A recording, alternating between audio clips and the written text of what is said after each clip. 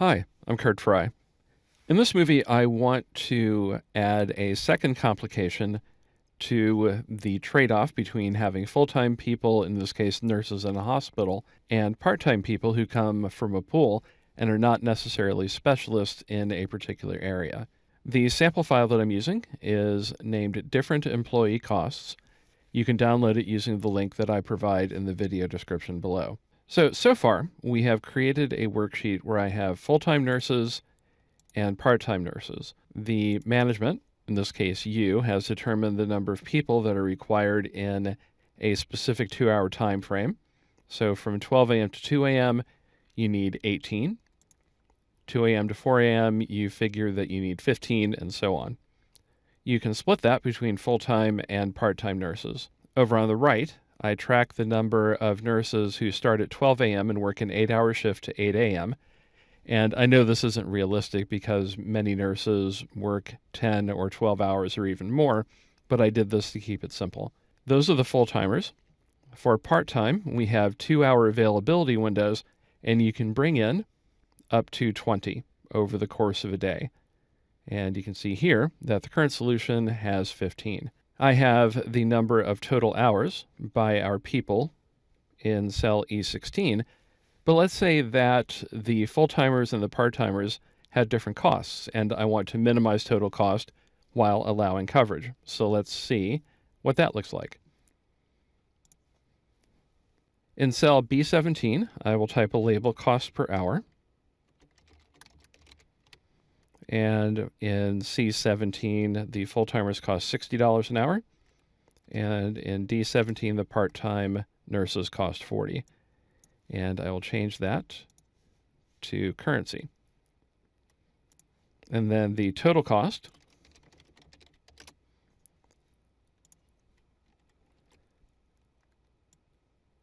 will be C16 times C17, so the total number of hours times the cost per hour, and I'll do the same thing for the part-time nurses.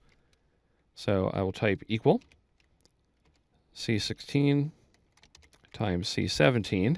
I have both cells selected, so I'll press Control Enter and enter the equation or calculation into both. And then in cell E18, I will add C18 plus D18. And that gives me the total. I want to minimize the total, so I will change that to the objective cell.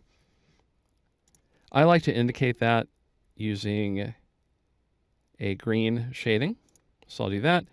And then for the fill color for E16, which was my objective cell earlier, I will copy the format from D17 and copy that over. So there I have my total. And again, I need to update my solver model so that we are minimizing total cost. For that, I'll go to the Data tab of the ribbon, click Solver, and the objective cell, instead of E16, will be E18. So I will just minimize that. And I don't believe anything else needs to change. So I will note that the total at the moment is $15,600 for this 24-hour period.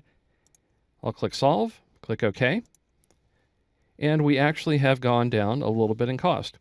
I will note, however, that the total number of people hours is 272, which is slightly more than the minimum, which would be 270, but we have lowered our cost. And we've done that by bringing in more part-time people. So the question is, how many part-timers can we bring in to minimize cost?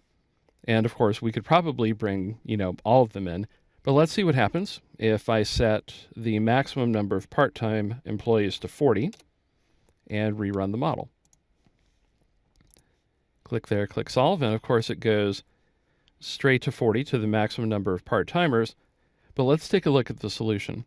And over here, I have a couple of instances where the number of part-timers who might not be specialists in a particular area outnumber the full-timers. And in fact, here I have 11 part-time nurses with 0 full-time, and below that 3 and 7. That's not a condition I want, So I will add a constraint that says that we must have at least as many full-time nurses as part-time. So for that, I'll open the solver dialog, click Add, and the cell reference will be C4 through C15, must be greater than or equal to D4 to D15. So again, the number of full-time nurses must be at least equal to or greater than the number of part-timers. I'll click OK.